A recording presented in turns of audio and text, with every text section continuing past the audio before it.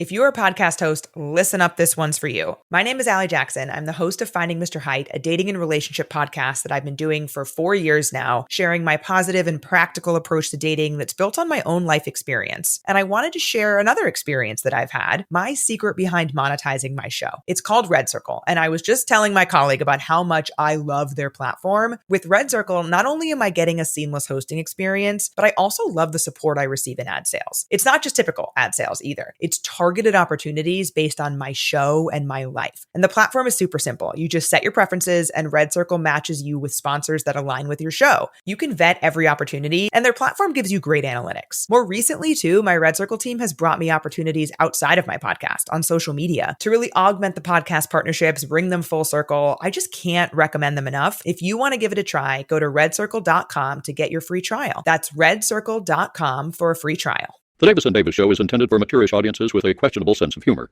The opinions expressed are those of Davis & Davis, but even they don't always agree with themselves. Side effects may include uncontrollable laughter, eye-rolling, and sudden urges to fact-check. Listener discretion is advised, especially if you're easily offended, related to either Davis or operating heavy machinery. Proceed with caution, or better yet, snacks. Welcome to the law firm of Davis & Davis. We're not a real law firm. Go ahead, grab a beer, a glass of wine, sit back and listen.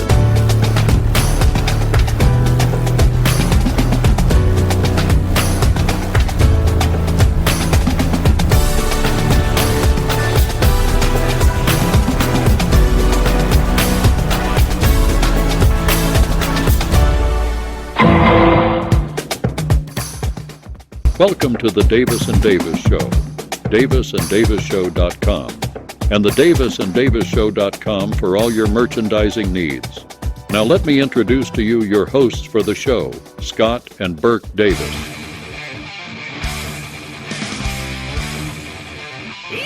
Hold on to your nutsacks, people. It's the all-new Davis & Davis Show. drop whatever the hell you're doing and grab your friends, grab your family, hell, grab your pets, and sit them the hell down to listen to the most adrenaline-filled, kick-ass podcast in the world. Bust open that liquor cabinet, grab the most expensive shit you have, pour it in a pint glass, and chug that shit down. The new Davis & Davis Show is about to Melt your face off.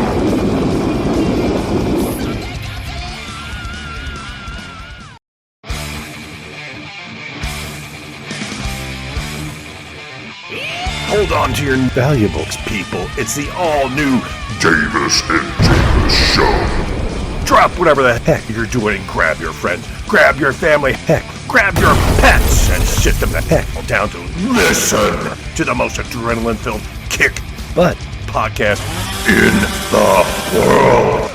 Bust open that liquor cabinet, grab the most expensive stuff you have, pour it in a pint glass, and chug that stuff down. The new Davis & Davis Show is about to Melt your face off. Due to public outrage, we at the Davis & Davis Show are starting a new kinda gentler format. So prepare yourselves. It is the all-new Davis & Davis Show. Halt whatever you are currently involved with. Encourage your friends, family, and even your family pets that you treat like your own children, and persuade them to hearken to our show, the most professional, calming, and mollifying podcast that money can buy. We humbly suggest that a beverage of your choice be imbibed whilst enjoying our aural interludes. The new Davis & Davis Show promises an electrifying experience so profound it will leave you utterly enraptured. All right, so I watched this video, I believe it was this morning, about the 2026 F1 cars and how they're getting a little bit smaller, but the big thing is the engines. They are going from, what are they now, 15% hybrid batteries Yeah.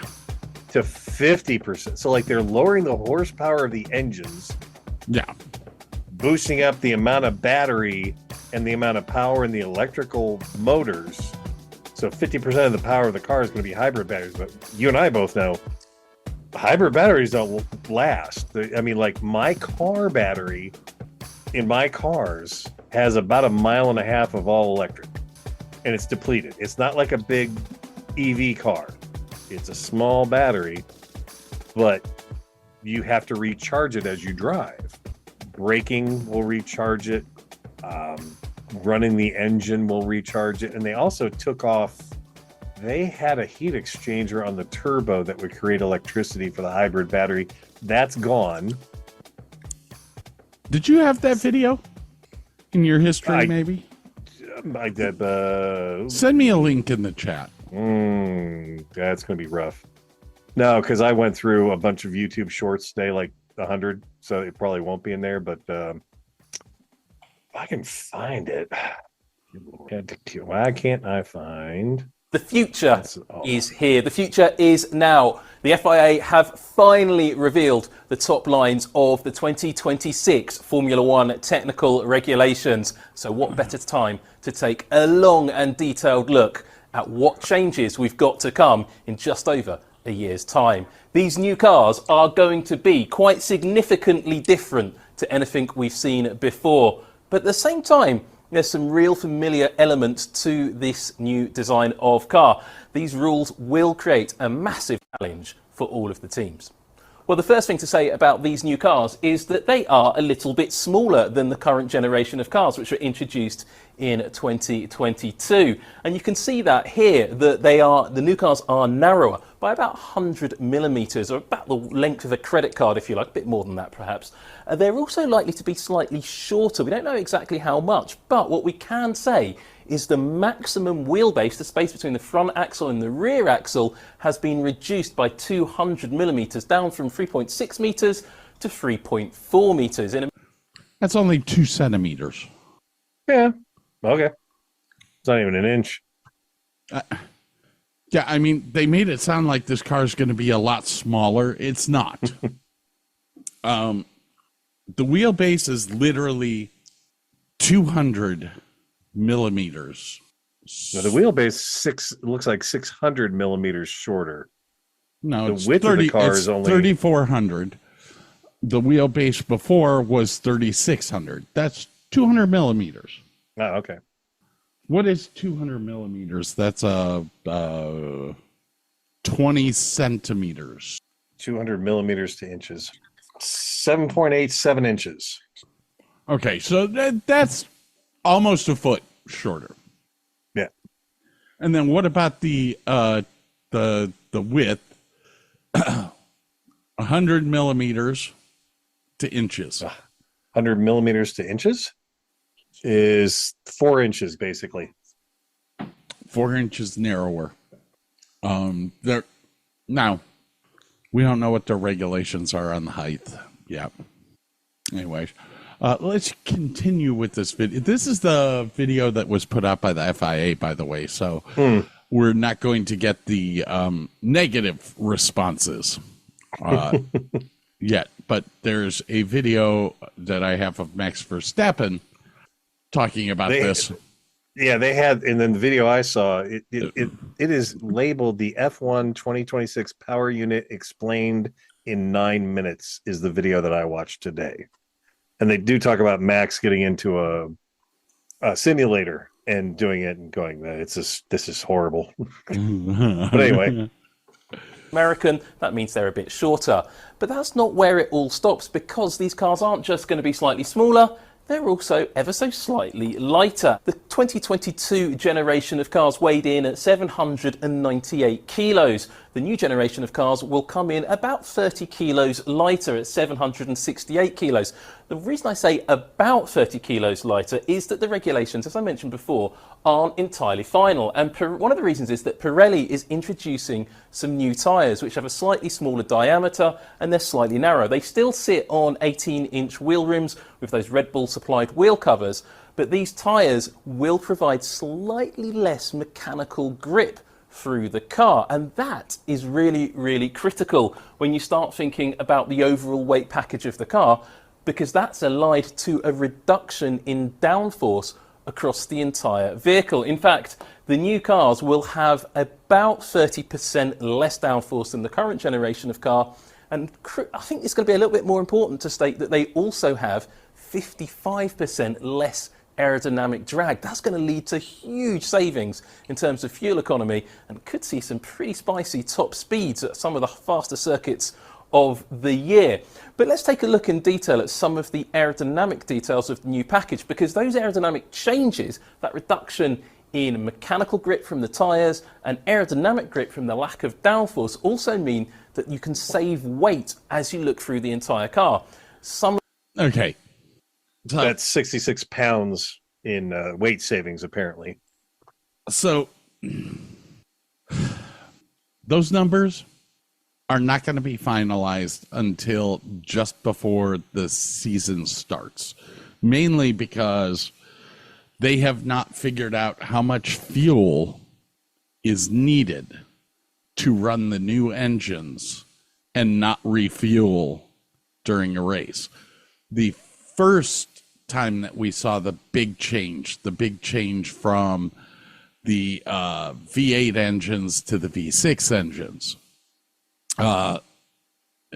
there was probably 5 races into the season with cars running out of fuel because they weren't allowed to refuel.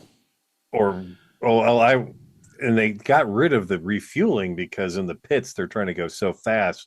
There's a couple times they took off with the gas thing, fire, and took off with the gas hose attached to the car, and it was just not conducive to that style of racing. So it was when who is it? IndyCar still refuels. The difference is that we're dealing with pit stops that are 3 seconds, 4 seconds. And in F1, it was just that it was too tight. It was way too tight. Too many people leaving with the refueling probe, which caused the tank to just empty into pit lane, and fires were pretty much readily happening. Plus, the refuel probe in F1 was like huge, 8 to 10 inches wide, and it was fucking a foot long. So you're sticking a foot into the car, which when you're trying to pull that out, you skew it anyway, it's going to get stuck. Yeah. So now I hate not having refueling. I hate it. It mandates you can literally mandate 2 pit stops because they're running out of gas. I like that. I like the extra pit stops. We are seeing too many races nowadays in F1 where you have 1 pit stop. So they mandate you have to come in at least once and change your tires, correct? Right, because there's 2 compounds. So you have to use 2 there's 3 compounds. 3, but you have to use 2 for sure. I would like to see Formula One implement using all 3. You have to use all 3 compounds in a race. That guarantees 2 pit stops, but it also changes the strategies. Because like the last race that we just watched, you even mentioned this, Lance Stroll went 39 laps? 38 or 39 laps on softs that are supposed to only go 20. But that usually only go 12. Yeah. So I'm interested in extending the rule to mandating that you have to use all 3 compounds. That also changes your strategy in qualifying, because now you've got to keep 3 sets of tires instead of 2. And I think that this would end up saving Formula One Because right now, the way the regulations are, people are burning through tires before the end of the race. Yeah. You're almost guaranteed every race. There's no race at the end because everyone's tires are gone. So I think, yeah. Anyways, I'm sharing this video with you, right?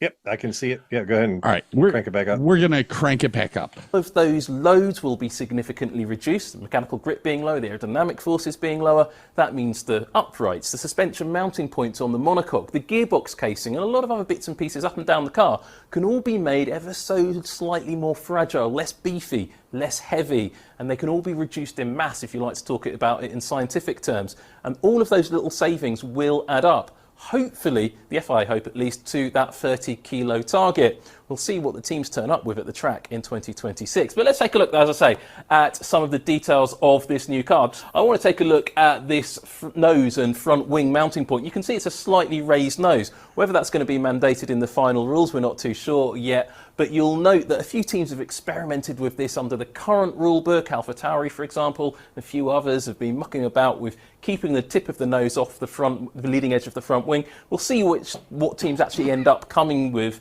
in 2026. But more importantly is the fact that the actual front wing itself is quite significantly narrower than the current generation of cars. If you think about the current generation of cars, the front wing elements go all the way out to the edge of the outer edge of the front wheels. On this, you can see the front wing elements sit on the inside of those front wheels. And don't forget, the car's already 100 millimeters narrower overall. So a bit... So aerodynamically, this actually changes the car a lot. Because now the end plate, the main end plate, less front wing, which is this area right here, Okay. is inside of the outside of the tire. Now, what they used, with this year's car, that end plate is all the way out here on this section, so it's outside of the tire, which means that the teams are actually able to manipulate the air going over the tire with their front wing. They're not going to be so worried about making contact and messing up the front wing because it doesn't stick out so much either. It still sticks out the same amount. It's just that this lower section can't be high like the end plate here is. You notice that there is a minor end plate here. Now, what that's going to do... Yeah, that does go to the edge of the tire. All right. It does go to the edge of the tire. But what that's going to do is it's going to give an extra wing to the team. That extra little bit on the outside, you're going to be able to manipulate the shape of that to be able to do different things. It's going to be interesting. You're having more air on the tire than you had before. Before, with the end plate out, the fins would bounce the air, and usually that air would go up and over the tire. Now it's hitting the tire. So that's going to create a little bit more drag, which will be interesting to see. This is going to be interesting. The second thing that I need to discuss is the FIA has not said this yet, but if every wing is the same, I'm going to be pissed off. Yeah. Ross Brawn has been involved in the technical aspects of building this car, and Ross Brawn is a guy who, but he's an engineer. He wants it built the way that he builds it. Okay, everyone's going to have the same car.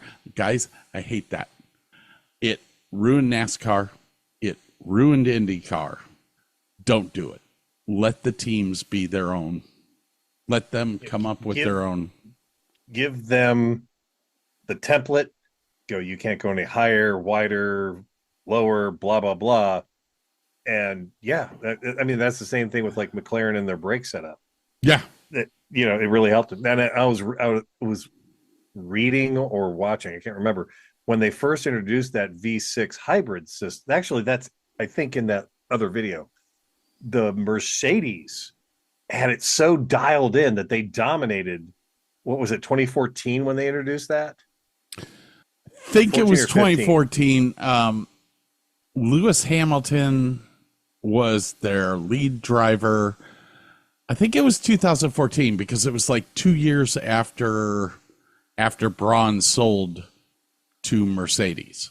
Yeah, but the Mercedes team had that engine so dialed in that they were dominating for 4 or 5 years. They figured out how to build the turbos internally into the engine, so you regenerated more power from it.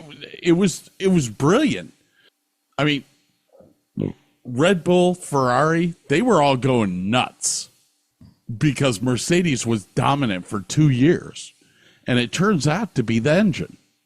They did a good job. I'm glad you saw a video about that. I've had that discussion with you in the past. You're not like an engine guy, so it didn't make sense. But what they did was totally legal. Yeah. But it made them dominant for what, 7 years? Yeah, it was quite a few years before all the other companies caught up. Yeah.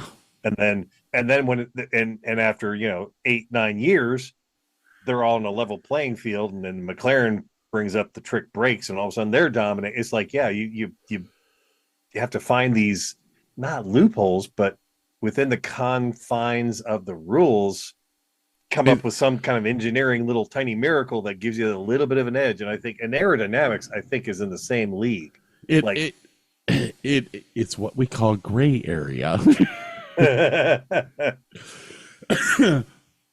Which there is no such thing in NASCAR anymore, which saddens me. There's no gray area. All right. And you'll also notice the front wings only got 3 elements. And we'll talk a little bit more about those front wings because they've got a little secret weapon included with them. But note here, the front wing end plates. This is a really crucial part of the design, and I'm really interested to see how much scope for development in this part of the car that the teams have got. These look far more complex than the very simple rolled tip end plates we have on the 2022 cars. But you can see these fins and some of the elements dotted about those front wing end plates, and some of the renders the FIA have released have little fins on the inner surface, but not all of them. So it'll be interesting to see what the final... That's what I was talking about, that little area on the end plate right here. I'm wondering how much space the FIA is going to give the teams, because you could build this with a deep tunnel. You could build it with a directional tunnel to have the air, instead of hitting the tire, go to the outside of it, which in turn will make it harder to pass, or harder for other teams to pass you, because you're throwing if they're blowing out the air. Yeah.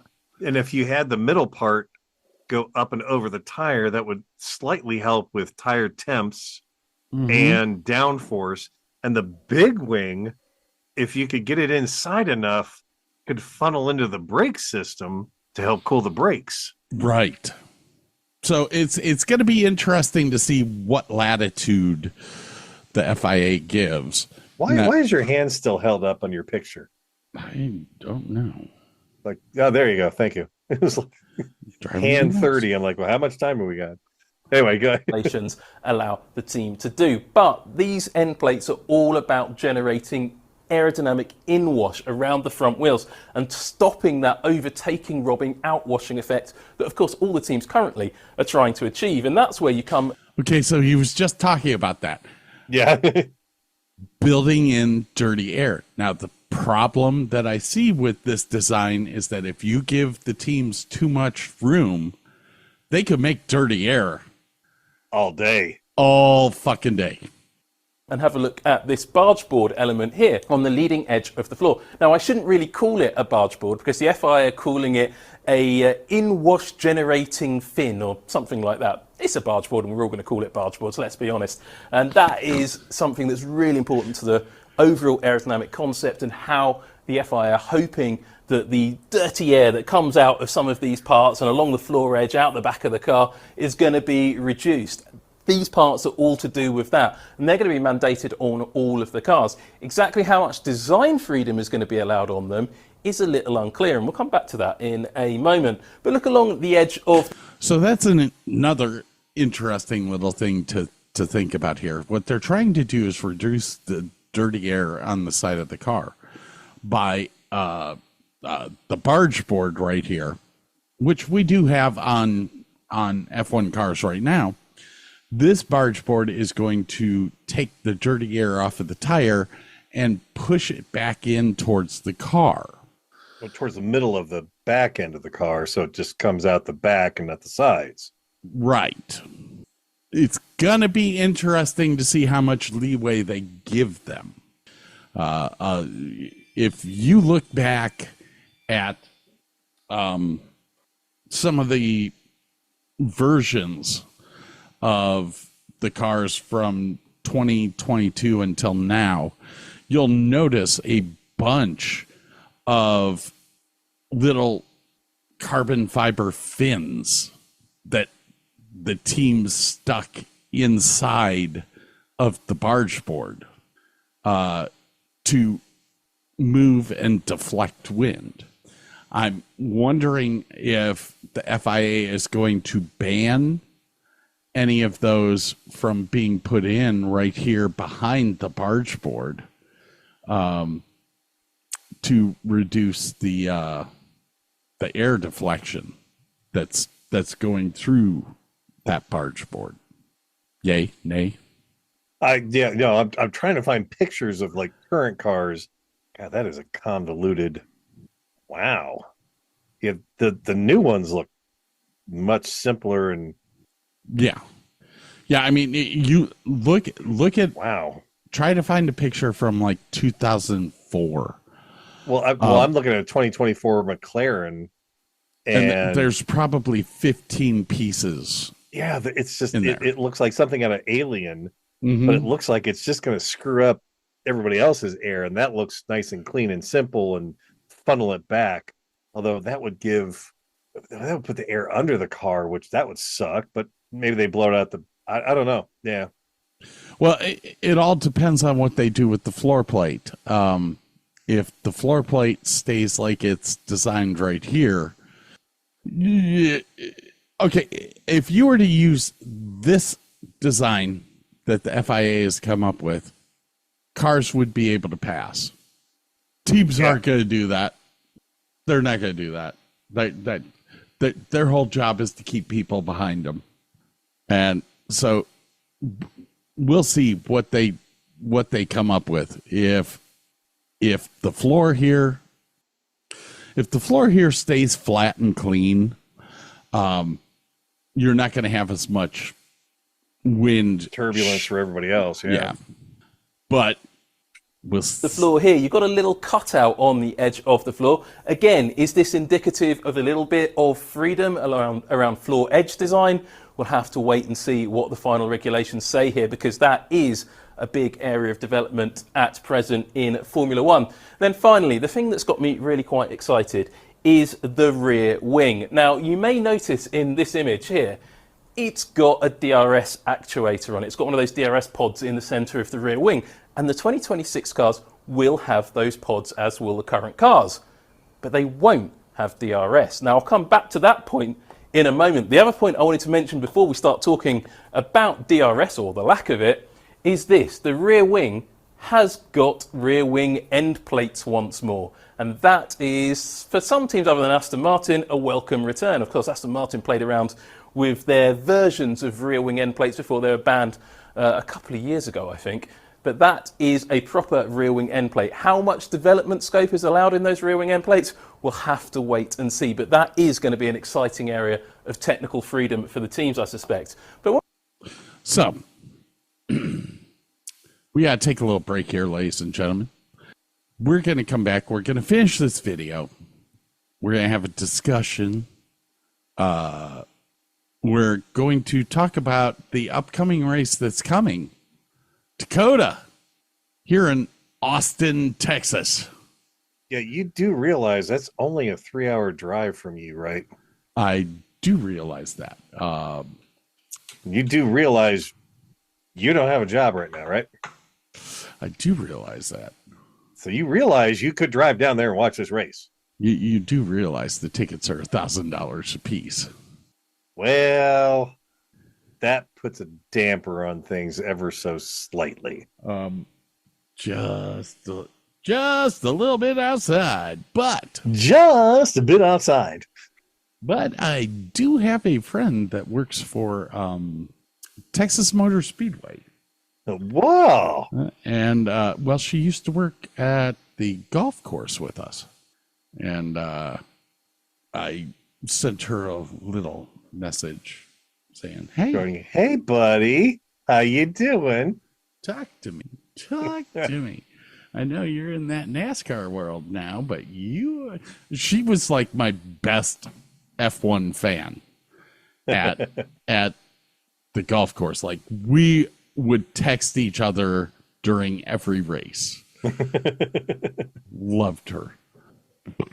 No names here, though. Hey, we got to take a little break here. We'll be right back. Hey, the next show, we'll be back to doing music for our breaks. We won't play the whole thing, but we'll have music for our intro and outro of the breaks. Like 10 whole seconds? 10, 30, something like that. Probably closer. It depends on how long it takes for you and I to have our discussions while the music's playing. Depends on how drunk we get. Wait. I'm not shotgunning anymore. I can't do it anymore. All right, we'll be right back, ladies and gentlemen. And we're back. Hi. We're just about to jump back into said video. When we take a slightly more detailed look in taking a look over the shoulders of some of the FIA engineers in their office at the concept wing design, you can see here quite clearly it's a triple element rear wing design, unlike the current twin element design. But as you can see with this highlighted section here, the rear wing is movable, as is the front wing. And we can see on this lovely bit of footage here, you can see the triple element front wing down from the 4 elements at present, unless you're Mercedes, which is 3.5 elements essentially, if they're the version they're using in Canada for sure. Then take a look at the CFD. You can see the high and low pressure areas on that very colourful image on the right hand side of the engineer's screens there. But when we take a slightly more detailed look at the front wing, you can see these 2 blue elements that are highlighted in this CAD image. They are the movable elements of the front wing. And this is not DRS. This is what it looks like in the FIA renders. The upper 2 elements of the rear wing will open at certain sections of the track, as will the upper 2 elements of the front wing at certain elements of those track. And this is what the FIA are calling both X mode and Z mode. X mode is where the car is running in a low drag configuration, trimmed out to not just for fuel economy, but for top speed. It'll help cars follow each other down the straight, and teams will be able to adjust, I suspect, how much the effectiveness those wings have got, the angles involved. There'll be a maximum and a minimum, I suspect, of course, but the drivers will be in charge of activating this X mode. Then when That was the question I had. Me too. I'm like, is this the guys in the pits, or but is it going to be the driver? Not like the drivers don't have enough shit to do. Have you seen the steering wheels they have to deal with? Yeah, no shit. Oh my god! It used to be 2 dials. Now some of them have dials in the handholds. Yeah. Now I'm glad though that it's not the FIA controlling when these are deployed. I do not like the DRS system because the FIA has control of it. Yeah, it was. You could only if you were behind. If you were close enough behind someone, you could go into the low drag configuration to try and overtake them. The guy in front was boned. He had to keep all his wings up, right, in the highest drag, but the best. So and it sounds like this manual mode is available at any time. Obviously, if you're cornering, you want all the traction you can get. The other thing that I didn't like about DRS was that it was disabled whenever the FIA deemed it not, dangerous. Hey, it's it's raining. We'll disable the DSR. Now, to me, or DRS, to me, if that driver feels like he has the balls and can handle it, let him go. You could have a driver that goes from 20th to 1st in the rain because he has the balls to use the DRS. The MOM, the mom system. I mean, fucking A, man. It's that a driver is a cowboy.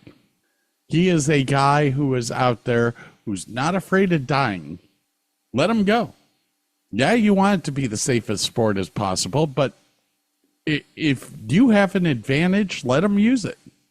That first year is going to be nuts.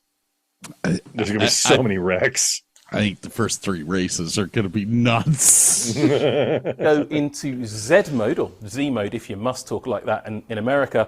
It is a high downforce configuration as you get into corners. Now that will be activated from the X mode as soon as the driver deactivates it manually or the driver touches the brake. Very similar to the current DRS arrangement.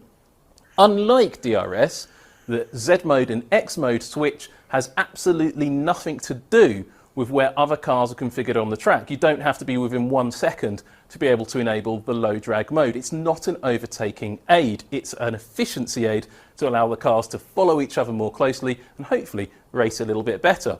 So what's making up for the lack of DRS? Well, we'll come to it, but I like to call it electro boost. And while it's really early days to look into some of the scope for development freedom for the teams, I just wanted to take a look at this really nice graphic of the car. This comes from inside the FIA servers, and it's quite nice to see it. It's got a lot to talk about on it, and I'm sure we're going to be talking about, I know we're going to be talking about this sort of stuff for over a year. Take a look at this section of the car. I still want to call them barge boards. I mean, because they are, aren't they? I'm not going to call them the flow conditioning devices because it doesn't sound very interesting. They're barge boards. But look, this is a split twin element design. So our team's going to be able to experiment with these parts as the cars are developed. You get a slightly clearer look as I bring the car back around here. Look, you can see it very clearly. This is a twin element design. So our team's going to be able to play around with that. We just don't know yet. Wait for those final regulations. But these rules are not done and dusted. I think there could be quite a lot to talk about. Safety on this new generation of cars is going to be increased yet again. Sorry, I'm fast forwarding. He's going to talk about the same stuff that you and I have just talked about for the past 20 minutes. Roll starters, they've been beefed up. They'll be a lot stronger in 2026. That's as a direct result of that scary crash with Zhou Guanyu at Silverstone a couple of years back. But also, along the side of the cockpit, the anti-intrusion panels have been strengthened to protect the driver's body in event of a really nasty crash. Then at the front of the car, there's been some quite significant changes underneath the skin. The front impact structure, which previously was just a single structure that would break off after a major impact or deform in a major impact, there's now a 2-stage front impact structure. So in a crash like Sergio Perez had at Monaco recently, for example, the front impact structure and a head-on collision will deform, but then there'll be a secondary frontal impact structure which will protect the driver in a secondary impact. So that's a big, protection for the driver's feet and legs. So a very important change for the cars there. The FIA, though, interestingly say... That's interesting. Double crush zone now, which is good because we've seen a lot of racers get ankles broken. Yeah. So passive safety, I'm all on board with that. Yeah. These systems shouldn't add a massive amount more weight to the car, which is quite a surprise. So I think there's some real innovation gone in terms of the engineering of those parts as well. And of course, speaking of engineering innovation, and you thought I'd forgotten this, didn't you? The power units are going to be quite different in 2026 to what we have now. We've already spoken quite a bit about that on the run-up to this launch, because those regulations have been out for a while. But the headline story here is Formula One is banning fossil fuels. Each manufacturer is going to have to develop its own bio-waste derived fuel. I think that's going to be super exciting. No MGU-H anymore, of course. And the drivers are going to have a lot more electrical power to deal with, 350 kilowatts. That's a huge amount, actually, way up from the 150 kilowatts of electrical energy available to the drivers at present. Okay, this is a very interesting fact here. Yeah, I didn't know about the fuel part. That's really interesting. The teams are coming up with their own biodegradable fuel, or it could be ethanol, it could be waste oil. I mean, they could build a diesel engine that runs off of used vegetable oil. Yeah, French fry grease. Yeah, that is so freaking cool to me. That's gonna really change. Like the lowest points person could have the best fuel and go to the top of the list this year. Like that's kind of amazing. Damn, that's hot. I was freaked out because we are going from 150 kilowatts to 350 kilowatts. That's more than double. And that's going to take a big generation unit.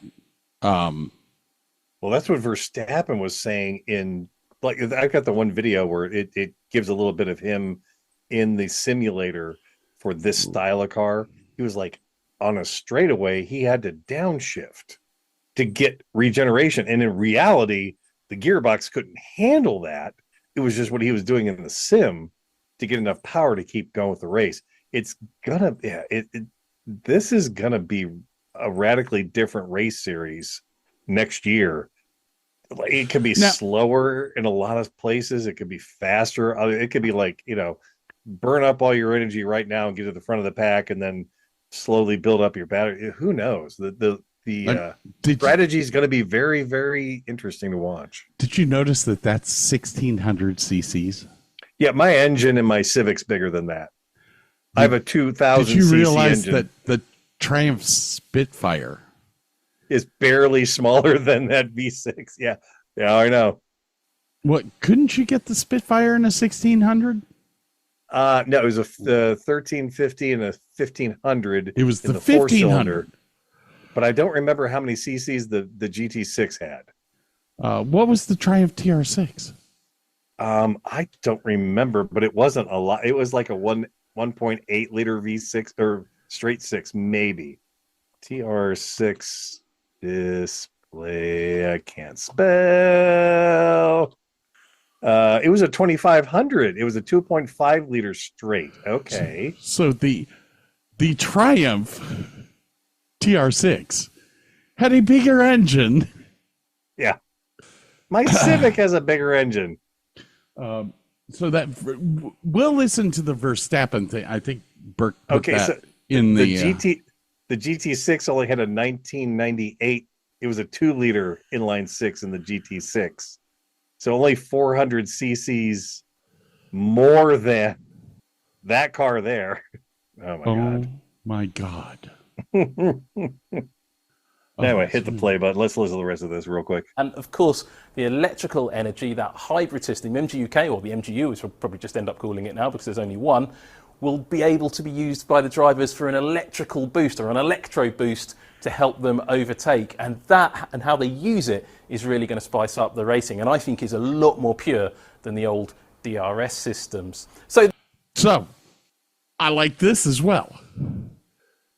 Basically what he's saying is that the engine recovery system will build energy.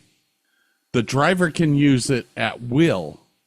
Right. But if he depletes it, he's got to wait. He's got to wait for it to come back. Yeah. And it might be in that first video where it was talking about the one guy lost his electrical part of his engine completely, and he still won the race because he was only down 15%. If you lose your electrical system in these cars, you're you're out. boned. You might limp across the finish line, but you ain't getting any points. The next question, and the final question I guess that we all have to ask, is will the new cars in 2026 look anything like this model? Well, the answer is actually probably not, because the teams aren't allowed to do any aerodynamic development work on these cars within these rules until the 1st of January 2025. Once they've started that development, then they get over a year to develop the cars before the first race of the 2026 season. So all of these little details, all of these design directions on this show car, they're going to be a lot more intricate. They're going to look a lot more different, and the teams are going to find all of those interesting avenues that they always do. But this is a great starting point. And of course, as I mentioned, the rules aren't entirely final yet. There's a few more details to be worked out. But by the end of June, we're expecting a detailed set of technical regulations to be released. It might be a little bit later than that, because that's how the timescales work sometimes. But this will be a really exciting new era of Formula One, with smaller, lighter, and potentially faster in a straight line at least cars that should be really great at motor racing. 26 Formula One cars might have to downshift on a straight at full speed just to keep the car from dying. And that is not a joke. That's what top drivers are worried about. The sport is about to go through its biggest change in decades. In 2014, F1 introduced the V6 turbo hybrid engines. Many fans hated them at first. They were quieter, more complex, and they started one of the most one-sided eras in F1 history, the Mercedes era. But they also pushed technology forward, and F1 is doing it all over again. Only this time, the changes are even bigger. The cars will be powered by 50% electricity. The battery will be just as important as the combustion engine. Overtaking won't be about a simple DRS button anymore. It will be about a high-speed chess match of energy use. This is more than just a new set of rules. It's a gamble. A high-stakes experiment to completely redefine what a Formula One car is. So what exactly is changing? Why is it so radical? And why are drivers like Max Verstappen actually concerned? Since 2014, F1 power units have been hybrids. They use a gas engine combined with 2 electric motor generators. The MGUK, which recovers energy from braking, and the MGUH, which recovers energy from the turbo's heat. But electricity has always been the extra power buddy. Right now, only 18%, about 160 horsepower, comes from the hybrid system. The gas engine provides over 800 horsepower, about 82%. The electric motor helps, but the gasoline engine does most of the work. If the battery system fails, a driver can still race. They can still battle for position. Look at Daniel Ricciardo at Monaco in 2000. Okay, that's absurd. A NASCAR engine has more horsepower than a Formula One engine. Yeah, kind of sad, isn't it? 2018. His hybrid system partly failed early in the race. The man lost about 20% of his total power. On any other track, he would have been forced to retire, but with incredible driving and Monaco's tight corners, he held on and won. It was a heroic drive. In 2020... So, I agree with this. I don't like a 50-50 split on the power because of the fact that now you're relying on electrical energy to win. I want to see it play out, though. I'm really interested to see, do they run out of power and just crap out? Do they play the chess game? Like, it does add, it's like going from regular chess to 3-dimensional chess all of a sudden. I'm a little pissed off and absolutely intrigued to see what comes about because of all this stuff. I mean, in my mind, I have shit going on up here now of, well, do you limit the fuel cell size? And if they run too rich, they run out of fuel, they have to survive on the electrical power. Or the other way around. That electrical power doesn't last that long. Right. They're going to have, I would say they would be smart to keep the same fuel cell size, because if they lose the electrical, or if they blow their electrical energy too soon, it doesn't matter. They're not going to be viable for a win. So keep the fuel amount the same. It doesn't matter. All right, man. 26, a drive like that will be impossible because the entire power dynamic is being flipped on its head. F1 is forcing a 50-50 split between the engine and the battery. Both parts of the power unit will have to deliver an equal amount of power. The numbers are shocking. The power from the gas engine will drop from over 800 horsepower to just 540. Meanwhile, That's almost half. I know.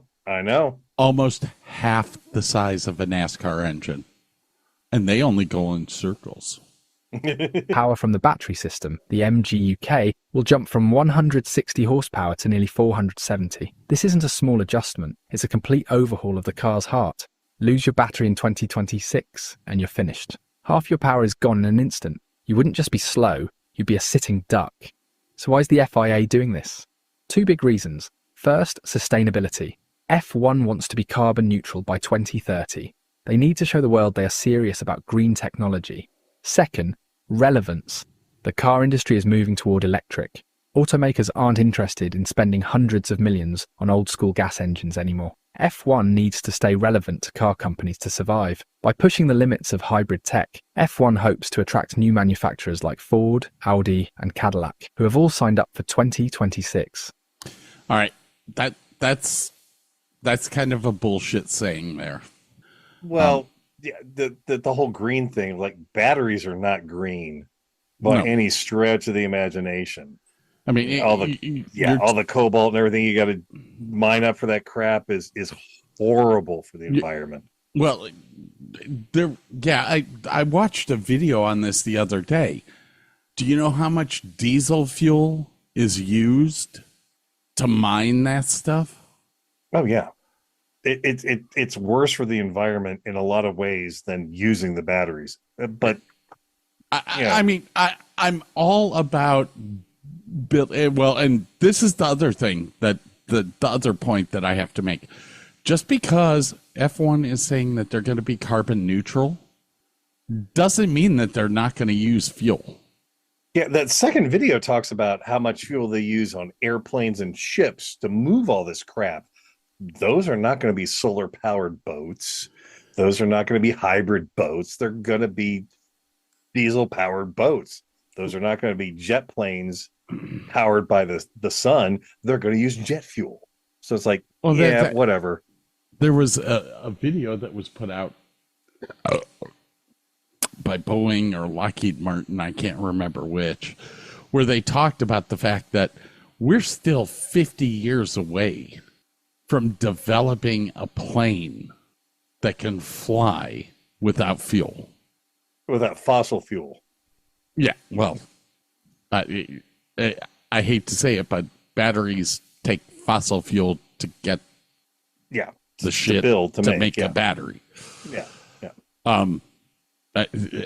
And they were flat out honest about it. They were like, I'm sorry, but there's no way. We don't have technology to do that. No. All our roads, just to make a road, you need fossil fuel. To make carbon fiber, you need fossil fuel. There's no way to go 100% clean, but I get what they're trying to do. It's a nice gesture, but once again, with each of the different manufacturers building their own fuel type, I think it's going to be fascinating. I'm all in. I'm all in for that. You brought up, you said something about the lowest placed team right now could have the best fuel and fucking come out on top. Yeah. Alpine could be the number one team all of a sudden. You're like, what? Williams. Now, I can't say that because Williams actually has been doing good this year. Yeah, But I've spent 10 years of watching Williams be crap. Yeah. So, anyways. It's a way to keep the racing fast without going fully electric. But this new 50-50 world creates a huge problem. To deliver that much electric power, the battery needs to be constantly fed, and that's where things get really strange. To make this work, F1 is changing how cars collect and use energy. Right now, a car can only recover a certain amount of energy from the brakes each lap. In 2026, that limit is being increased by more than 4 times. On top of that, the MGUH is being completely removed. That's the part that cleverly recovered energy from the hot exhaust gases of the turbo. Now, the MGUH, I thought was a brilliant thing. It used gases off of the turbo to spin a generator that creates electricity through the whole lap. Yeah, absolutely. It was a complex and expensive piece of tech, but it was a great way to generate power without relying on braking. Without it, the car has only one way to charge its massive new battery: braking. This changes everything about how a driver approaches a lap. They won't just be braking to make a corner, they will be braking to harvest energy. Driving styles will have to be completely rewritten. We'll see drivers braking in unusual ways, changing their racing lines to find the best spots to recharge, and using their engines in ways we've never seen before.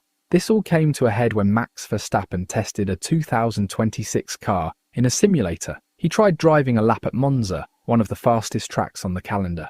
His feedback was alarming. He said that to be fast, he had to go flat out on the straights, but then downshift while his foot was still to the floor. Think about that. Downshifting at full throttle.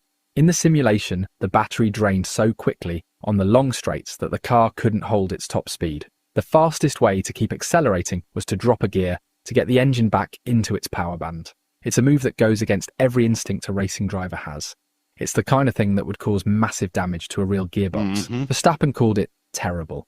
If that became the normal way to drive, F1's fastest tracks would feel broken. The FIA heard the feedback and made a change. Instead of the electric power just switching off when the battery hits zero, they introduced a ramp-down system. At high-speed tracks, the power will slowly fade over 7 seconds. At other tracks, it will fade over 3.5 seconds. This gives the driver a warning before the power disappears completely. It smooths out the performance drop. But the problem isn't gone, it's just hidden a little better. Drivers will still be fighting a car that's constantly threatening to run out of juice. Here goes Scott's logical way of thinking. You're not solving the problem, you're hiding the problem. But I'm really curious, this simulator that he was in, does it have a really good grasp of when you brake, you're not actually using all of the brakes, you're turning on the electrical motor in reverse, which then creates drag because it's utilizing that power to power up the batteries. Did they get that correct or not? Because if you turn on that electric motor on full, you could lock up the brakes easily. I don't know. There's no way for you to build a simulator without a car. Yeah. To base it off of. We don't know what it's going to do. I will imagine the shorter tracks are going to be fast as hell.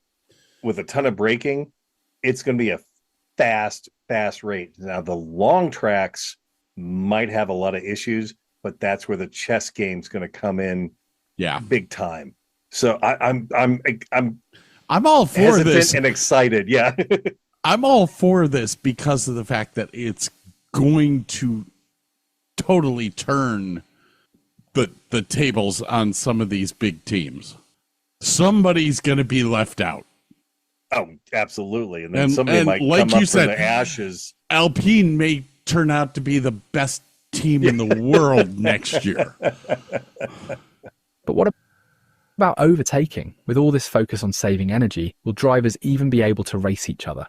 Since 2011, F1 has used the drag reduction system, or DRS. A simple button that opens a flap on the rear wing, reduces drag, and makes passing easier. Some fans love it, and some hate it. But in 2026, DRS is gone. Replacing it is a brand new system called manual override, and it adds a fascinating layer of strategy in wheel-to-wheel racing.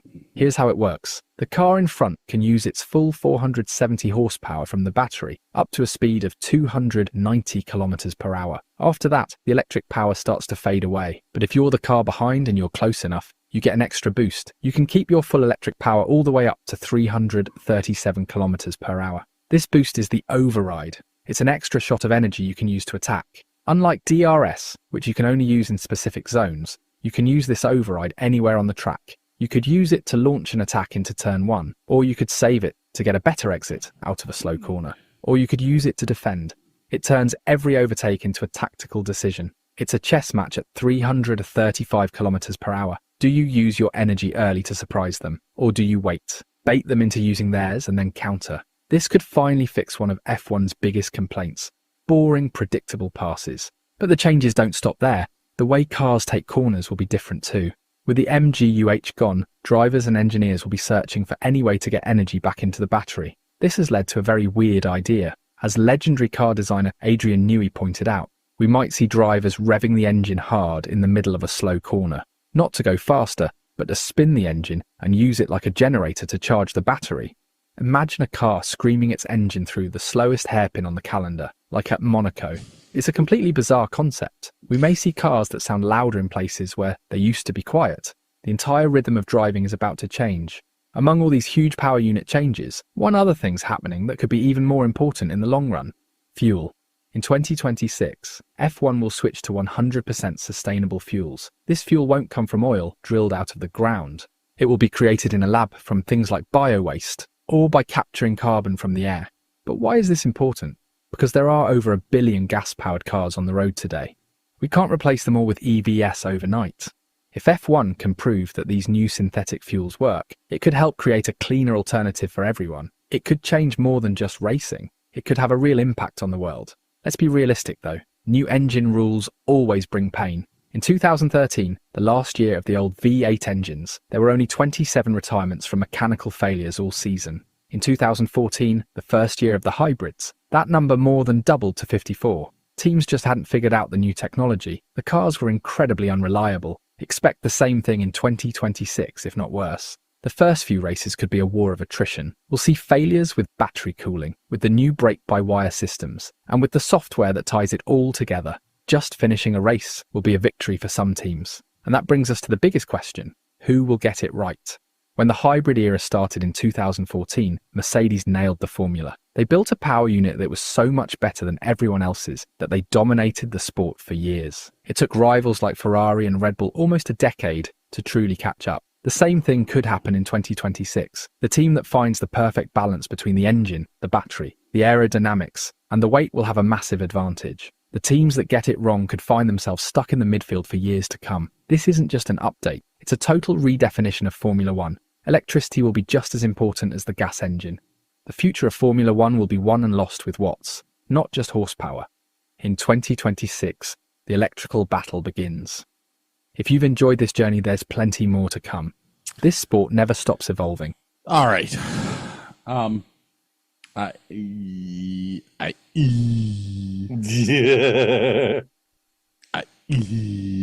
Formula One, the most international sport out there, racing across. I'm gonna embrace the chaos. I'm just gonna embrace the chaos. The teams that I see faltering or failing are going to be teams like Haas that don't build their own engines. Alpine don't build their own engines. But once again, if they get the fuel right, they could dominate. You never know. There's so many variables coming up. I'm like totally excited. You only have Ferrari, Honda, Mercedes, and I want to say Renault, but Renault's out. Who are all Cadillac has a car next year. They're going to use a Cadillac engine, aren't they? No. What are they going to use? For their first year, they're using a different engine manufacturer. Interesting. Where's my Brave? I love Brave. You did turn me on to something, that, man. I'm glad you like it. Watching YouTube's so much nicer with Brave. Oh my god. Well, it doesn't lock up. Like it takes longer to load the videos, but then you don't have any commercials, and it's like, this is brilliant. I love it. Anyway, hang on. Sorry. While you're doing that, let me ask you a question. I've got last year's Texas finishers pulled up, the results of the Austin circuit. Leclerc won. Sainz came in second. Verstappen was third. Norris and Piastri were fourth and fifth. Russell was sixth. Hulkenberg was eighth. What the hell happened in that race? Hang on. And Hamilton DNF'd? That's sad. And we're back with my mouth full of graham crackers.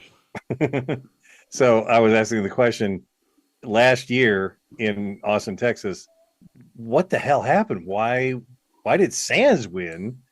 Verstappen was second. Or no, I'm sorry. It was Leclerc. Leclerc won. Sands was second. Verstappen was third. Norris and Piastri were fourth and fifth. What the heck? You should have. Okay. Hang on. Before we get to that. And the Circuit of America looks fucking awesome. That's a great looking track. Engine supplier this year. Renault for Alpine. Okay. Mercedes for Aston Martin, McLaren, and Mercedes, as well as Williams. Okay. Ferrari for Ferrari and Haas. And Honda for Racing Bulls and Red Bull. Next year, Ferrari supplies Ferrari and Haas. Mercedes will supply Mercedes, Alpine, McLaren, and Williams. Honda will supply Aston Martin. Red Bull Ford will provide engines for Red Bull and the Racing Bulls. And for the first year, Ferrari will supply engines, or Audi will supply engines for Sauber and Cadillac. Very interesting. Okay. All right, Coda's track. Awesome. Oh, that's a good looking track. Holy shit. That's a long straightaway. There's actually from turn 9 to turn 11. I mean, you get that one little dog leg to the left, but that's a decent straight.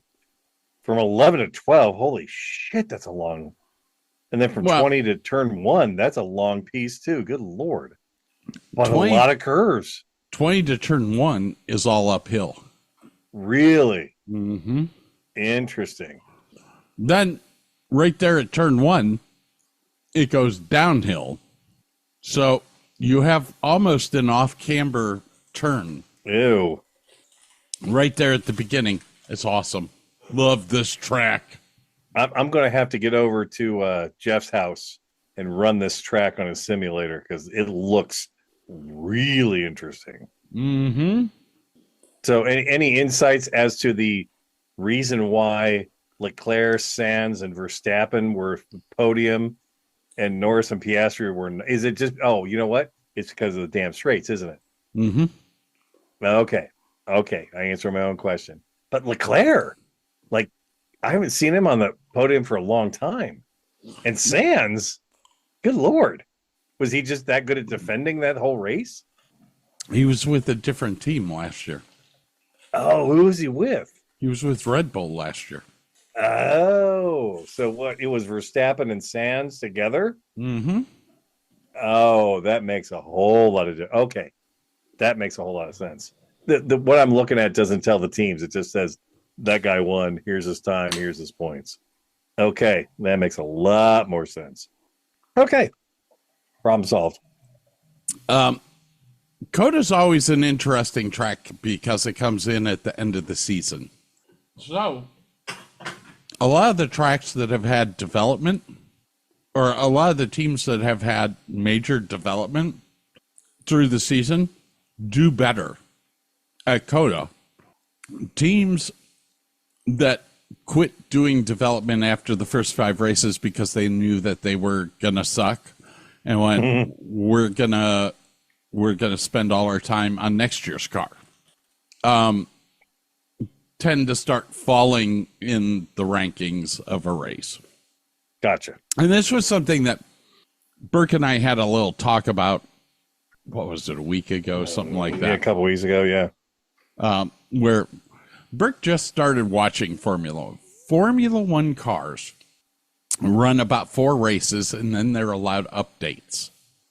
And so the teams that are in the hunt, they're the ones that will do updates. The teams that aren't in the hunt or don't really give a shit or are just out there like Haas trying to make as much money as they can, they do upgrades for the first 10 races, and then it's like, time to go work on the new car. Which I guess that's another strategy altogether. Mm-hmm. I kind of get it, but yeah, it leads. Yeah, I get. And I will say one more thing about this track. Is this typical that they go anti-clockwise? Because it seems like most tracks go clockwise. Spa's clockwise. Yeah, it seems like most of the tracks I've seen this year have been a clockwise. This is anti-clockwise, which is very interesting. I mean, though, this is like I think you'll see a difference here and there. This is like a 24-hour Daytona track going in this direction. Very interesting. I'm trying to think. Well, I take that back. The street tracks, the one they did in oh God, what was the last street track they did? Bahrain? Baku. Singapore. Oh, the one before that was Baku. That was anti-clockwise. No, fucking even Singapore was anti-clockwise for that matter. The street races seem to go backwards, but the racetracks seem to go clockwise for some reason. But okay. I think it's a crapshoot because Watkins Glen goes clockwise. Even our little one up in Nelson's is clockwise. Mid Ohio's clockwise. Coda is counter. I mean, most of your oval tracks are counter. Interesting. Yeah, but do I dare look that up? I don't know.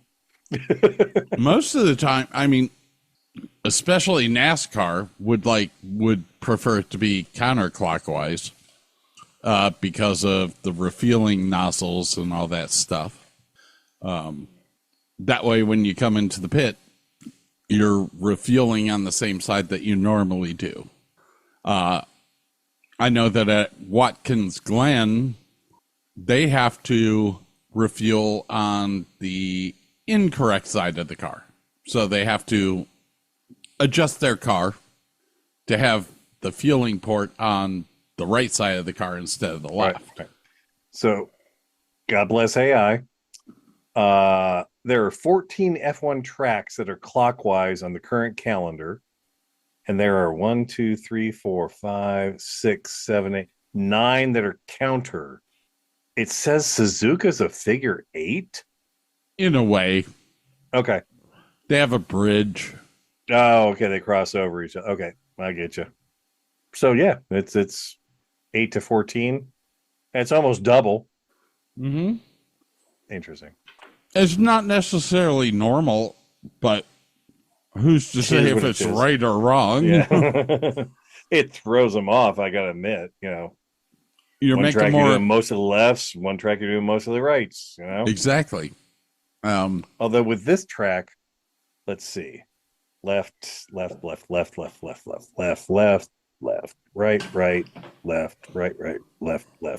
A lot more left-hand turns in your Austin track than right-hand turns.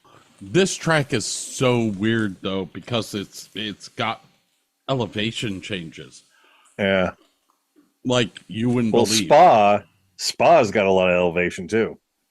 I kind of like that though. And it adds a depth to the racing.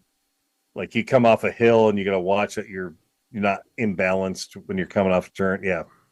So if you get your girl to get you into this race, I'm going to be so jealous. So the elevation change at Coda, the circuit is 3.4 miles with 20 turns, and the elevation change is 133 feet. Pretty damn good. Most of that is on the first the straightaway. Hey, Spa's only got 102. Well, that's no 300. Spa's 335 feet. But if you're talking the elevation changes on just one stretch, that's pretty interesting. The elevation change on the front stretch is 72 feet. Let's see if I can show an image of it. I've got a racetrack thing. Okay, so Spa's the biggest. Spielberg is 63 meters. Brazil's 43. Monaco's 42. Suzuka is 40. Hungary is 34. Circuit of America is only 30 meters. Barcelona's 29. Baku's 26. Oh my God, that's a huge. That looks like. Oh God, what's the one out in California with the corkscrew? Suzuka, not Suzuka. Oh God, out in California. Yeah, you go up to the top, Pomona, you make a left-hander, and they have a corkscrew down. Yeah, north of San Diego. What's that damn racetrack's name? Bloody hell. IMSA track. Nobody else really runs there. What the fuck is that? Carlsbad. It's not No, that's not Sebring, is it? No. Sebring's in Florida, isn't it? California works. Oh my God. Laguna Seca. There you go. Yeah, that looks like the Laguna Seca uphill before you get to the corkscrew. That's insane, man. That looks like you're going up a bridge. Now I'm showing Burke a picture that goes all the way down the front stretch. Yeah. The fact is, you see where this gentleman is? Halfway up? That's downhill there. Jesus. So you go down, then you go way up. Then you go 70 feet up. Which doesn't sound like a lot, people. That's 7 stories of a building. Yeah, and you're doing, if that's a straightaway, you can be doing 200 miles an hour. You go from down to up, and you're going to bottom out big time. Have a good day. Wow. And like I said, there's 133 feet of elevation change on this course. So this is just one of them. Because when you come up, you got to go down. The thing about the area in Austin, it's close to Fredericksburg. It's hill country. It is. I don't want to say mountains because we don't have mountains here. We have hills. Yeah, you got to be on the edges, like near Louisiana, to get some mountains. But yeah, I get you. Yeah. Well, if you want mountains, you have to go to the west coast over by Laredo and those areas, but which is where Carlsbad Caverns is. Yeah. But I'm telling you, this thing is up and down hills like you wouldn't believe, and I'm kind of looking forward to this race. It's an interesting track. If you have a mishandling car, you're going to be shit here. You need a car that can hug the freaking track. Otherwise, with all of the ups and downs and the hills and all that stuff, especially going into the S's over by turns of, what is it, 11, 12, 13, 14, I think? No, it's 17, 18. Turn 5, 6, 7, 8, 9. That's the S's. Very fast part of the track. But it's brutal. It's brutal. You got to be able to keep your car on the ground going through the S's with it going up and down the hills. From what I'm looking at this picture, it's not a smooth elevation change. You go up that front straight and you go straight up. You come down. You're up and down, up and down. You go up again, you're down a bit, up, down, up. Yeah, it's a lot of up and downs. Good Lord. This track is not an easy track to run, and I'm kind of looking forward to this race because I think you're going to find some teams that you don't expect to be good. But if their car is balanced and they got a smart driver, they can nail it. Yeah. Your Lance Stroll, your Fernando Alonso are going to do really good on this track. It's wide. Like going into turn one, it is a very wide part of the track before you attack it at the apex and go into the turn. Well, the thing about turn one is that it's a hairpin turn in to the left, but you are absolutely correct. It's so extremely wide. If you make a mistake, you can survive that corner. If you are fast on the outside, you can make a pass there. Or get into the wall, one of the two. Yeah, it's going to be interesting. This is going to be an interesting race. I look forward to this race every year. This seems like a Verstappen track with the long straightaways. Has he won here? I think he has. I don't know. This is a Lewis Hamilton race. or the Ferraris. The Ferraris on the straightaways are very good. This is definitely a Lewis Hamilton track. A lot of areas for forgiveness, but a lot of areas for you to take a challenging pass.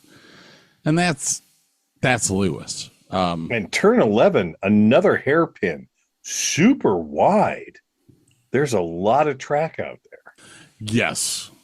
But, I mean, look at how much straightaway you have going into 11.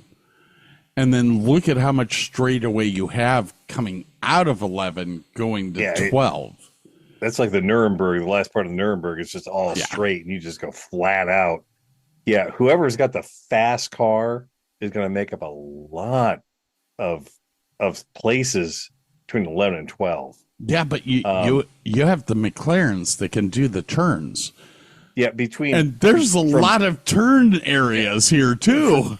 From 12 to 19, there's a lot of turns. Now, from 2 to 9, it's a lot of like S curve. They look gentle.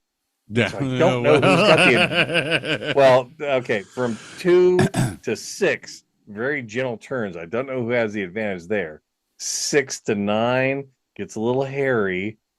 You got that 9 to 10's a nice little straight. If you can keep the speed from 9 to 10 through 10 to 11, oh yeah, you got some. You're going to make some major time on that turn there. It's I'm excited, and the thing that sucks is I'm going to be hungover and sleeping at Bob and Mary's when the race is going on. I got to wait till later in the day to fucking watch that race. I'm like, whatever. Are you recording it? It's well, I have Hulu, so I can watch it anytime. Oh, that's right, ESPN Hulu. Right. Disney is. We'll have to discuss this on the next show, but Disney has Disney owns Hulu, Disney Channel, and ESPN. And what Disney is doing is they are phasing out Hulu, and they are phasing out ESPN, and turning everything into Disney Plus. So there won't be a Hulu anymore. There won't be an ESPN app. You will have to download the Disney app to watch stuff on those platforms. Which I think I have Disney Plus anyway, so I could get rid of Hulu. I don't know. But my wife wants the Hulu Plus because it has local channels. So I don't know how that's going to. I don't know how that's going to affect it. Yeah.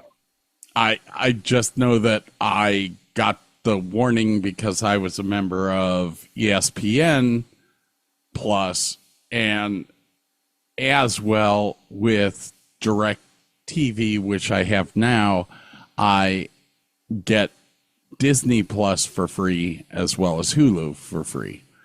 And so I got this whole warning thing of, hey, we're going to discontinue the ESPN app. You'll just watch everything on Disney Plus. Which I don't know what Disney's doing. I don't know. I don't think Disney knows what Disney's doing. What are you talking about? So this is a 5.5 kilometer track, which is 5.5 kilometers to miles. It's almost a 3.5 mile track. That's why they're doing 56 laps. Okay. Yeah, so a short to medium short track with a lot of straightaways, a lot of straight parts. I thought I said that up. You probably did. I'm drunk. I think it's 3.6. 3.45, I think, is what. If it's 5.5 kilometers, it's 3.45 miles. Elevation change at Coda. Fastest lap was 2019 by Charles Leclerc. Damn. 1.36. That's a fast lap. I'm still getting used to this Brave thing that you got me on. The only thing I wish it would do is if you hit Alt Tab, that it would go through all your tabs. That's the one thing that Microsoft, what's that thing called? Brave, or the Microsoft Edge. You can hit Alt Tab. It'll flip through all the open tabs you have, which is really convenient. I actually use that at work. Oh, okay. I wish there was a switch I could flip on Brave to do that too, because I could just Alt Tab through all the tabs on there. That would be awesome. But anyway, hey, do you know what it takes to move this beast from track to track? I do, because I watched the video and it's freaking awesome. You gonna play it? I do believe so. It's only 11 minutes. It's good stuff. 5 continents for 8 months straight, sometimes with just a week between races. Ever wondered how they actually keep the whole show running week after week and make it look easy? Spoiler alert, it's an absolute nightmare. Before we dive into F1's insane logistical nightmare, let's rewind a bit and check out who's actually in the game. Right now, there are 10 teams in F1, soon to be 11 once Cadillac jumps on board. Now, just like any other big company, every team's got a headquarters. That's their home base. It's where everything starts. Car design, development, parts manufacturing, simulators, you name it. Basically the beating heart of the operation. That's where all the team staff work. We're talking mechanics, engineers, designers, media guys, marketing people, literally hundreds of people heading back there whenever there aren't races, all grinding to get the season ready. And even though F1's this massive global sport, every single team's officially based in Europe, except Haas. And well, soon Cadillac too. Haas has its roots in North Carolina, but they've even set up a support base in the UK just to make life easier. That's where most of the big teams hang out too. McLaren, Red Bull, Mercedes, Alpine, Aston Martin, all rocking their HQs in the UK. Then you've got Sauber in Switzerland and Ferrari and RB holding it down in Italy. During the off-season, or whenever there aren't any races, teams pretty much work out of their HQs, just like a normal company would. But the crazy part kicks in once race weekends come around. Look at that, sparks flying as the teammates go wheel to wheel. Because suddenly, they've got to move a huge chunk of their staff and infrastructure across the world to keep things running, all laser focused on the race. And this is where things start to get wild. During the season, each team ships over 1,400 tons of gear to every single race. And no, we're not just talking cars, engines, or spare parts. I'm talking about frying pans, tables, chairs, full-on power generators, literally everything. To each race, they haul these insane motorhomes, basically mobile HQs, that pop up at every single circuit. Inside, engineering rooms, full-on industrial kitchens that feed the entire crew, VIP lounges for guests, media centers, exec offices, and even chill zones, which means they have to bring everything with them. Furniture, decorations, walls, windows, the whole lot. And it's not like they're just small prefab huts. These things are massive setups. We're talking multi-story monsters covering nearly 4,000 square feet. absolute madness. Basically, it's a portable HQ that if you didn't know was set up and taken down every weekend, you'd never even notice, because the level of detail is insane. And of course, there's all the stuff you'd expect for racing. Car parts, spares, engines, the mechanics' tools, and even things like tire warmers. And don't sleep on those. Each set can cost between $8,000 and $10,000. And teams use 30 to 40 sets every weekend. So yeah, you can imagine how much they're spending on the tiniest details. Meanwhile, I'm over here calculating if I can even afford lunch this weekend. Please subscribe and like this video. Damn! I know, right? $10,000 for tire warmers. That's fucked up. Or if you've built the fastest car on the grid. If your truck gets stuck in customs in Singapore, or that one crucial bolt for the tires went missing after a wild night in Vegas, you're screwed. And that's where the real madness begins. F1 logistics. Moving hundreds of tons of equipment isn't something you can just wing. Every team's got to juggle trucks, planes, and ships, making sure everything lands on time, while also dealing with those brutal time zone changes and those lovely last-minute problems. And get this, for almost 40 years now, DHL, and no, this isn't an ad, though DHL, if you're listening, hit me up, has been the official logistics partner of F1. They've got a squad of 35 specialists who literally fly to every single race just to handle the transport, setup, packing, the whole deal. Basically babysitting the entire circus to make sure nothing goes missing. But how do they actually pull it off? So the F1 season is basically split into two parts. The European leg, which usually runs almost back-to-back from May to September, and the flyaway races, which are everywhere else outside of Europe. The European stretch is way easier when it comes to logistics, because everything just gets moved around by trucks. It's way cheaper and simpler than shipping stuff by boat or plane. And believe me, these trucks are as fancy as it gets. They're massive and packed with everything the teams could possibly need for a race weekend, from walls, chairs, and motorhome furniture. Oh, cheapest. Sorry, guys. To car parts, engines, and even the mechanics' tools. Each F1 team rolls with about a dozen trucks, hauling 20 to 25 tons each and clocking thousands of miles all over Europe. Normally the races are every other Sunday, which gives the teams plenty of breathing room to get everything set up before the action kicks off on Thursday. But sometimes things get spicy. Back-to-back race weekends. Imagine going straight from Zandvoort to Monza. Suddenly the teams have just 3 full days to pack everything up, move it across countries, and rebuild the whole setup at the new track. And that's without even mentioning those crazy weeks with 3 back-to-back races. How do they pull it off? Well, each truck has 3 drivers who rotate. So while one's behind the wheel, the others are snoozing. They only stop to refuel and then it's back on the road. Over the 5 months of the European Tour, each truck racks up around 15,000 miles. That's basically like driving to the moon. Crazy, right? On top of that, F1 itself rolls with 37 trucks of its own, hauling stuff like advertising boards, safety gear, and all the furniture for the paddock and press areas. And yep, they're under the same time pressure as the teams. But things get really interesting with the so-called flyaway races. The ones in the Middle East, Asia, Australia, and the Americas. Now that is a logistical nightmare. Planning for those actually starts months in advance, all the way back in January, before the season is even kicked off. Each of the 10 teams packs up 5 separate cargo ships. Yeah, ships. Loaded with containers full of the less urgent gear. Basically all the motorhome furniture and garage equipment that you don't need right away, but still have to drag across the planet. Since ships are way slower than planes, each one heads off to a different destination. So one sails to Australia, another to China, another to Bahrain, one to Azerbaijan, and one to the US. After every race, the gear gets packed up again and each ship heads to the next flyaway event on its schedule. Funny thing is, it wasn't always done like this. Up until the mid-2000s, teams used to rent equipment at the flyaway races. Eventually they switched to shipping their own stuff instead. It's cheaper and they can bring way more gear with them. Basically, F1 discovered the joys of bulk shipping. Okay, what about the important stuff? You know, the actual racing gear? That's where FOM, the company that runs F1, comes in. Every year, they charter their own fleet of 6 Boeing 747s. Yes, 6 giant planes to fly around the really critical parts. Car chassis, engines, mirrors, wings, and most of the garage setup. These planes cover about 80,000 miles in a season and carry roughly 30 tons of parts per team, per race. And of course, it's a total logistical headache for each team that can hit up to $1 million per race. So yeah, you can imagine what... Something that's interesting about this that most people don't know, the flyaway races have their own set of shit.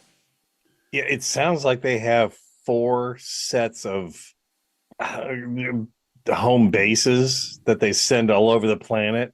So usually an F1 team will have 2 different sets of everything. One for the fly-away races, one for the European shit. There are times, and you will notice it in the schedule, where they jump from Europe to Abu Dhabi, back to Europe, over to someplace else, and back to Europe. Yeah. That ship carrying the shit that from the U.S., from that Las Vegas trip, is all on its way to Abu Dhabi while they're in Europe. That ship arrives. They start building their ship. Shit. And they fly their cars to the next place. It's insane. Logistically, I mean. Oh, yeah. I watched this video and I was astounded. And I was also thinking, that's not very green. But I don't want to say anything about that. I don't want to say anything about that. There were several tours that I was on where we would do a show over in Vancouver, and we would have a second show already driving out to Boston. Oh, geez. We would get onto a plane and fly from Vancouver to Boston, have the exact same gear, equipment, set up, the whole 9 yards. Yeah. But logistically, it's a nightmare doing a show. I totally feel for these guys. It's like, my God, parts, tools, all the computer setup. Oh my God. Well, and how they do it is just mind-boggling. That's the shit that's on a ship can be on a ship for 2 weeks. I mean, one bad weather center over the Atlantic, and that thing's delayed. That blows my mind. They use ships at all. Hell of a lot cheaper. I mean, yeah, it's got to be. But still, like you're at the mercy of weather for some of your races. Oh God, I would. If I was in charge of logistics, I would die. No shit. Anyway. They're burning through over a whole season, and since that actually counts towards the budget cap, I'm pretty sure some teams would rather just rent Somali pirate ships to move around their gear and spend the savings on upgrading the car. And here's the kicker. F1 says it wants to cut down the environmental costs of all this and be net zero carbon by 2030. They've rolled out a bunch of measures like making trucks run on advanced biofuel since 2023, which can slash emissions by up to 83%, using more efficient planes and adding solar panels or hybrid generators at the tracks. Sounds great on paper, right? But then you look at the calendar and go, okay, who thought it would make sense to go from Miami to Italy, Monaco, Spain, then jump across the Atlantic to Canada, only to immediately fly back to Europe again? Yeah, I'll let you draw your own conclusions on that one. So now I've shown you how F1 logistics work around the world, what are the race weekends actually like? Spoiler, they don't get any easier. And back-to-back races? Even worse. Let's start with the weekend itself, when the cars are actually on track. Well, that's actually when the logistics crew get their break. By Sunday, before the race has even started, they're already packing up some of the spare parts that can't be used in the race. Those are the first things to get boxed up. Then, as soon as the checkered flag drops, the real mission begins. Literally 15 minutes after the race ends, team members are already tearing down everything that isn't absolutely essential. Tools, furniture, IT systems, screens, communication networks, you name it. While the cars themselves are still going through FIA scrutineering to make sure no one got sneaky with any illegal mods.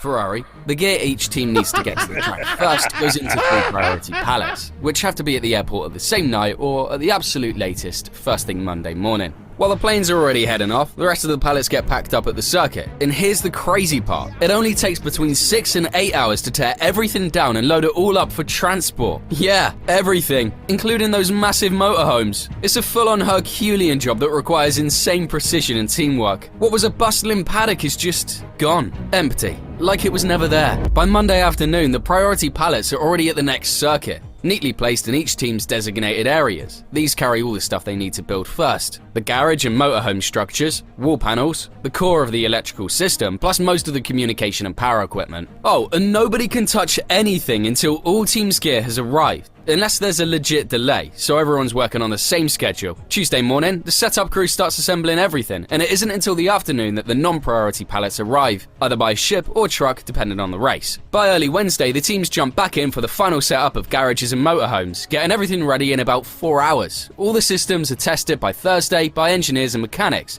and that's when the weekend action officially begins. It's a change of lead! Oscar Piastri going alongside, trying to take second place. This is absolutely unbelievable stuff. Piastri now a contender to win this Grand Prix. So basically, the entire paddock is torn down, packed up, shipped to another country, unpacked, and rebuilt in under 58 hours, while you're struggling to finish 3 homework exercises. But it's not just gear that gets transported. The most important cargo is obviously people. So how does the team actually get around? Well, the drivers and top-level staff like executives and team principals usually fly on private jets. It's way more comfortable and flexible. And there's actually a YouTube site that I follow that watches all of the F1 drivers landing and taking off from their races and what planes they're in, like Max Verstappen's Dassault Falcon, which, dude, the Dassault Falcon, I think he has the 8, is huge. 3 engines. It's fucking massive. And then you see Leclerc coming in like this little and he parks next to Verstappen. Verstappen's plane is massive. It's black. It's like a 737 basically versus like it's like, you know who's making money? Drivers like Max even have their own jets. There it is! A lot of them have theirs. Or if it's a back-to-back race, they jet off to the next destination to relax and train a couple of days before the new GP. The rest of the crew, well, not that luxurious. After a GP, they head out in waves on regular commercial flights. Yep, just like you and me. The first to head out are the mechanics and technicians, so they can get to the next track early and start prepping the garage and cars. Then come the marketing and PR teams, and after them, the race engineers and strategists. This staggered schedule makes sure each group has enough time to handle their responsibilities before the GP. And seriously, it's mind-blowing how organised it all is. There's even a whole team just for travel coordination, visas, travel restrictions, hotel bookings, airport transfers, and a million other little details. And all of this happens without us even noticing. You turn on the TV and bam, everything's ready, just like the week before. And the Grand Prix is underway. Verstappen roars around the outside to take the lead in spectacular fashion. Well, all this crazy behind-the-scenes work has been going on. Fascinating, right? If you thought this video was interesting, check out this other one. It's totally different, but I promise it will keep you entertained for a bit. And as always, thank you for watching. All right.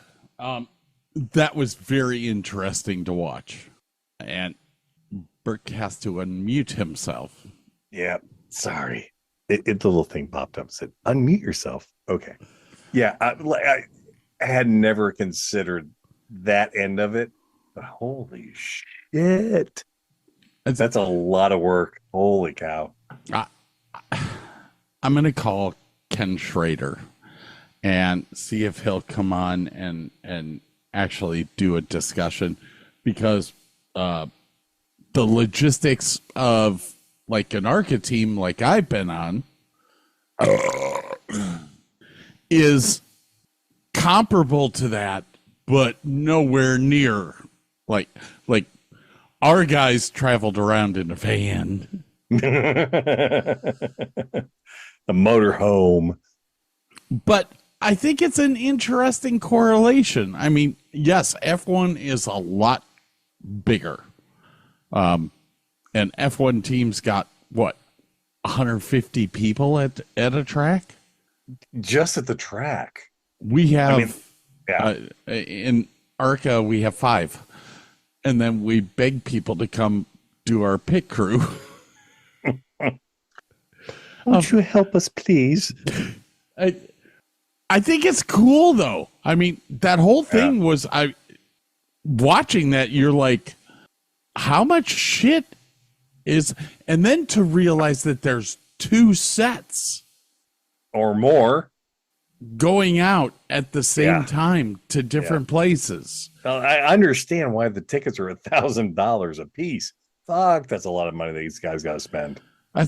I mean, you're talking about an international racing organization. They're truly international. Yeah. Yeah. NASCAR wants to say that they're international. They just go to Mexico.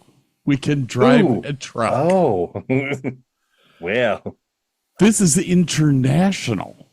It's just so continental, cool. Intercontinental. But I'm a racing fan, and I've been on racing teams as a mechanic and all that shit. To be on the logistics team for F1, that would be the best job in the world to me. I would lose my mind. There's so many details to keep. Oh my God. You have the stress that you're under of doing it correctly, of not forgetting something. I mean, if you forget something, what do you do? You could cause the race to fail. Hello, I don't think I can handle that. Yeah. Could you bring me a bowl? DHL is their official carrier and all that, but hey, FedEx, I left a chassis in Italy. It's kind of got to be in America in 12 2 hours. Days. Can you do that? Can you get that there, please? I mean, just the sheer volume of shit, and to know that those trailers, their hospitality trailers, are like 6 semi-trailers put together. Yeah. And they're stacking them. They're like some of those buildings are 3 stories high. I mean, and they're just like trailers on top of trailers on top of it. Like, watch the video. Like they said, they do it in 8 hours. They do it in 1 day. Mind blowing. There's a video on YouTube of I think it's Lando Norris. It might be Max Verstappen. I can't remember. No, it might be Ricciardo. Back in the day, where he goes through the hospitality trailer to take you to his personal room in the hospitality trailer. And it's amazing how, I mean, they have a full fucking kitchen. They have a big ass room for all of their crew. They have a room upstairs for VIPs. It's like, wow. How you've set up a mini hotel. Basically they have, because there was an office for the GM. There was rooms for both the drivers. There was room for both the crew chiefs. And I was like, damn. But then the other 100 people or more have to have fucking hotel rooms. Oh, that would drive me up a wall. Oh my God. I mean, I was getting excited about getting a Davis and Davis show tent. Canopy. 10 foot by 20 foot. It's going to cost me $1,000, but hey, man. Here comes, dude, I will buy a used F1.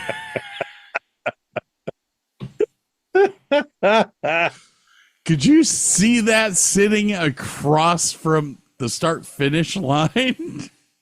And we could sit on top of it and watch the race from up top. Oh, why is Ferrari here? I don't know, man. All right, ladies and gentlemen, we have talked our asses off long enough for the night. I have to pee. I gotta go. Is there anyone we need to thank, my friend? Brave Browser for coming through in a pinch. The Southwind Racing, they're going to have an awesome party this weekend that I'm going to. Southwind Garage on YouTube, ladies and gentlemen. Go to it. Watch some videos. Really fun stuff there. Apparently, there's going to be a video of the sponsors at some point in time that we filmed at Put-in-Bay. I thought they would have posted it by now. They have jobs and lives, you know. Were you in on that? Maybe in the sponsor one. I remember doing a little bit in the testing the MRE, but I think I popped into the sponsor one for half a second, if I recall. Bye, boys. Have fun storming the castle. Think it'll work? It would take a minute. Bye. All right. We're going to get our asses out of here. I also need to thank Joe's Bar on Put-in-Bay Island. Nick is the manager there. Please go and say hi to Nick. And he's going to get an awesome coffee mug from you. Yeah, I wonder if he saw that. Let's see here. Message it. Hey, Nick. Got a mug for you. Anytime. Oh. I do miss him. I do miss Courtney. He's so dry. But isn't that perfect? For us? Yeah, absolutely. I mean, he's just, yeah. I don't know. I don't know. Our Put-in-Bay family is growing. I mean, we have Sharon, we have Bob Gatewood, we have the Nick and Courtney. We have Art Deshalon. Art Spawn. No, Deshalon. The freaking bartender bitch. That used to work at Red Moon and now works over at the other one? Yeah, Deshalon, you know? No, not Deshalon. We'll get your name right next time, I swear to God.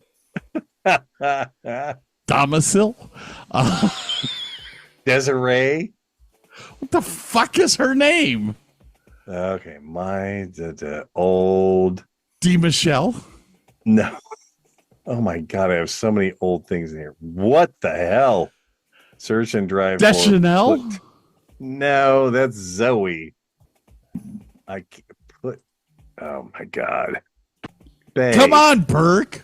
I know Erica is at the real bar. There's too many. I have saved every single one of our things. Holy moly. Scott. Quotes. Prince. I mean, PIB notes too. Go into your freaking notes from PIB. Well, there's like 4 years of that stuff. No, you just did notes. You should be able to go to your notes from last year or from this past time. You took detailed notes. I know. I'm looking through that, man. Friday, Scott's birthday, Mike, group 3. That's not the one I want. We'll find it. We'll get there. Friday, Scott's birthday. No. Yeah, Friday would be Scott's birthday. D. Michelle? D. Mornay.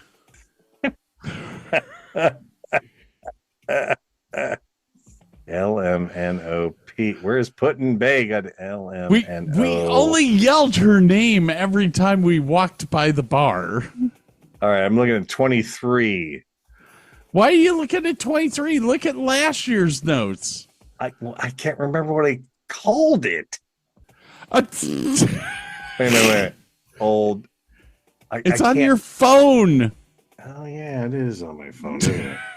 Dumbass. Wait, no, it's not, because I put it in the old folder. Covers, boring. No, I put it into the old folder. Dumbass. Hit the button. Oh, here it is. Wait. Adam was bartender. Delaney. That's the D. Delaney. Thank you. I at least got a D out of it. You had the first letter. That's good. have no clue where I was going with that. Just put Burke on the spot for no reason. It's fun. I don't know. All right, ladies and gentlemen, we'll be back. Whether you like it or not. Yeah. Have a great night. Oh, now I gotta wait. I gotta wait for the vamp. Wait for the vamp to come around. You can turn it up a little bit. Damn. Can't even hear it. There we go. This has been the Davis and Davis Show. Remember, new episodes every Tuesday and Thursday. Thanks for listening.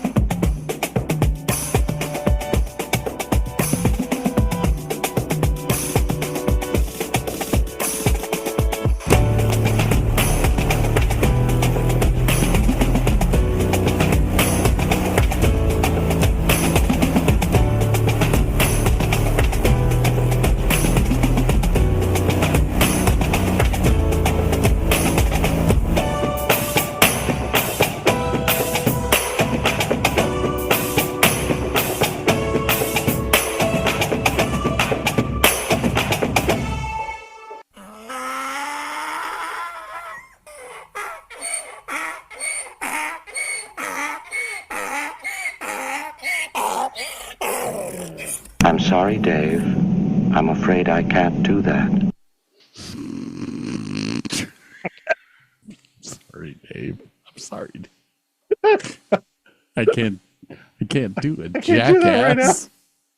I'm sorry, Dave. I can't do a jackass right now. Oh, God. Where the hell do I come up with this shit?